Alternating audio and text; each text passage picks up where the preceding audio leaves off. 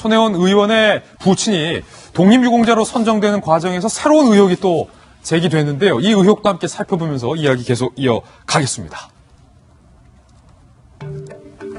손혜원 의원의 부친이 과거 6번이나 독립유공자 선정에서 탈락을 했는데 그 탈락했던 이유는 좌익활동 때문이었습니다. 좌익활동. 그런데 이번 독립유공자 선정 과정에서 손혜원 부친과 비슷한 좌익활동 경력을 갖고 있는 분들이 재심을 신청했는데 그중에서 손혜원 의원의 부친만 홀로 선정이 됐다라는 겁니다.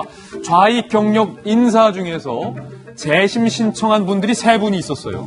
그런데 이분들은 남노당 활동을 했다는 것, 월북 활동을 했다든 등등 경력이 손혜원 의원의 부친과 비슷했는데 박 씨와 정 씨는 탈락을 했고 손혜원 의원의 부친만 통과를 했다는 거예요.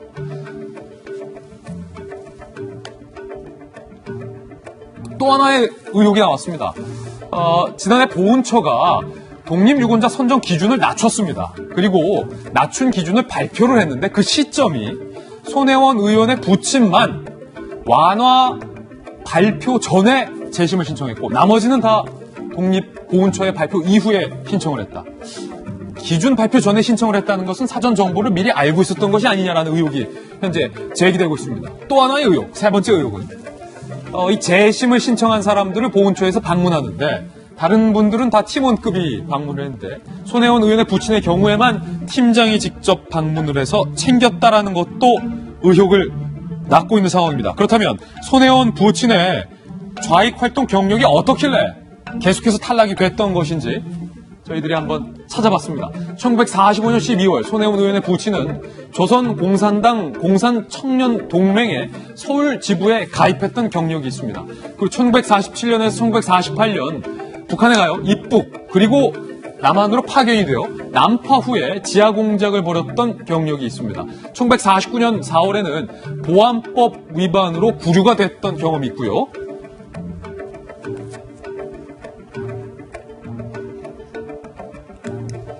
이런 경력이 있는데도 불구하고 독립유공자로 이번에 선정이 돼서 지난해 8월에서 12월까지 손혜원 의원의 모친은 733만 5천 원, 형제 등 다른 가족은 243만 원의 보상금을 수령한 바 있습니다. 그런데 한 가지 더 흥미로운 내용이 나왔습니다. 손혜원 의원 부친의 기록이 정부 당국이 갖고 있는 기록과 손혜원 의원 측에서 제출한 기록이 좀 다르다는 거예요. 예.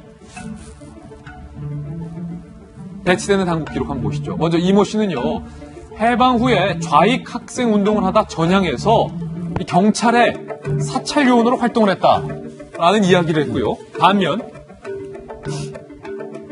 계속해서 6.25 당시 본인의 지시로 서울에 잔류해서 정세를 관망했고 그가 제공한 정보로 북한의 부역자를 소탕했다.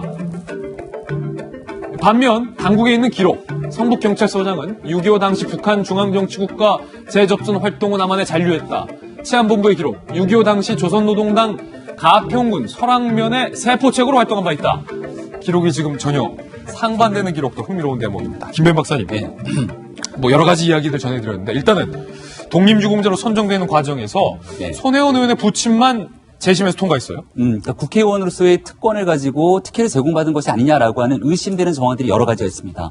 피우진 보훈처장을 사전에 만났던 것도 마찬가지고요. 지금 나오고 있는 것처럼 국가보훈처의 팀장이 직접 현장을 방문했던 점도 그렇고 사실상 여기에 대해서 선정 기준이 완화 조치가 이루어지게 되는데 완화 조치가 이루어진다는 것을 사전에 알았는지 몰랐는지 이 조치가 이루어지기 전에 신청한 건 유일하게 손혜원 의원의 부친이 유일했다는 것이고 나머지는 당연히 여기에 대해서 완화 기준을 발표하게 되니까 재심을 신청했기 때문에 사전 정보를 입수한 것이 아니냐라고 하는 여러 가지 정황 증거가 나오는 거죠. 저는 오늘 기사 중에 제일 당혹스러운 것 중에 하나는 방금 전에 우리가 보여드렸던 것처럼 과거에 있었던 행적입니다. 독립유공자로 지정되기 위해서 활동했던 경력이 있을 것이고 여기서 그동안 이 신청되지 못했던 결국은 독립유공자로 지정되지 못했던 건 좌익활동에 대한 경력이 있기 때문인데요. 그동안 당국의 조사 결과에 따르면은 제일 중요한 건 6.25 전쟁이 아니겠습니까? 그 당시 북한의 중앙정치국가 재접선 활동을 하고 남한에 자유했다는 기록이 있는 겁니다. 게다가 6.25 당시 조선노동당 가평군 설악면의 세포책으로 활동했다는 기록도 존재합니다. 근데 손혜원 의원이 주장하고 있는 것은 6.25 당시 우리 정부의 경찰이 협조했다라고 하는 주장을 하고 있는 건데 두 가지 상반된 기록이 배치가 되고 있는 상황이라면 독립유공자로 지정되기에 완벽하게 정리된 기준들을 볼 수가 없는 것이 아닌가라는 생각이 드는데요. 이러한 상황이 만약에 손혜원 의원의 부친이 아니라 정말 우리 대한민국에 평범하게 살고 있는 일반 시민의 부친이었더라도 이와 같이 독립유공자로 지정됐겠는가라는 합리적인 의심을 제기할 수 있는 거기 때문에 국회는 지금이라도 하루속히 상임위를 열어서 국가보훈처가 이 손영우 씨를 독립유공자 지정하는 과정에 모종의 문제가 있었던 것을 아닌지 분명히 확인해 줘야 됩니다. 예. 국회가 그진 책무고요. 독립유공자로 지정되게 되면 국민의 소중한 혈세를 바탕으로 그동안의 공은 높게 평가해서 보상금을 지급하기도 하고요. 그 후손들에 대해서는 대학 입시에 대해서도 특별전형등으로 혜택을 주게 됩니다. 만약에 독립유공자로 지정될 수 없는 인물이 국회의원의 권한을 사적으로 남용하는 과정 속에서 지정이 됐다면 결국 대한민국 입시를 비롯한 여러 가지 형평성에도 문제가 제기가 되고 있는 터라 이 문제를 하루속히 바로잡는 것이 손혜원 의원을 비롯한 더불어민주당 그리고 대한민국 국회에도 모두에게 필요한 일이기 때문에 저는 조홍천 의원님 빨리 속히 국회 돌아가셔서 이 일 좀 앞장서면 어떨까라는 생각이 듭니다. 예, 조 의원님. 그러니까 손혜원 의원에게 제기된 의혹이 많은데 궁금한 것에 대한 답변보다 왜 박지원 의원에 대한 공격만 메시지로 던지느냐에 대한 아쉬움이 있어요. 아까 여러 패널들이 손혜원 의원 다음 21대 총선에서 목포에 나올 것 같다. 예.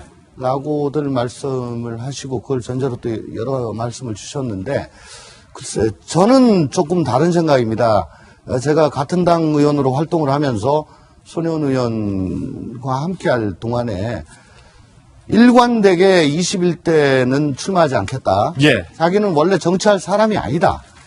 이번에 뭐 어떻게 하다 보니까 20대 국회의원이 되었는데 나는 요까지다. 라는 점을 명백히 했습니다. 한두 번이 아니고요. 이번 사건 터지고 난 다음에 그런 얘기를 한 것도 아니고. 그리고 옆에서 지켜본 바에 의하면은 손혜원 의원은 굉장히 의정활동을 좀 빠른 행보로 이어갔어요. 타임 스케줄을 20대에 딱 그 포커싱 하는 그런 느낌을 받았습니다. 모르겠습니다. 그 사이에 뭐 마음이 어떻게 변했는지. 어쨌든 저는 손혜원 의원은 21대는 출마하지 않을 뿐으로 저는 알고 있는데 장포대라고 있습니다. 장군을 포기한 대령. 예. 장포대가 제일 무섭다 그러죠. 저도 역시 동감입니다. 공천을 포기한 의원이면 마음먹기에 따라서 정말 어마어마하게 나쁜 일을 할 수도 있고 혹은 어마어마하게 용기 있는 우리나라의 정말 법과 제도를 바로 세우는 그런 일을 할 수도 있는 겁니다.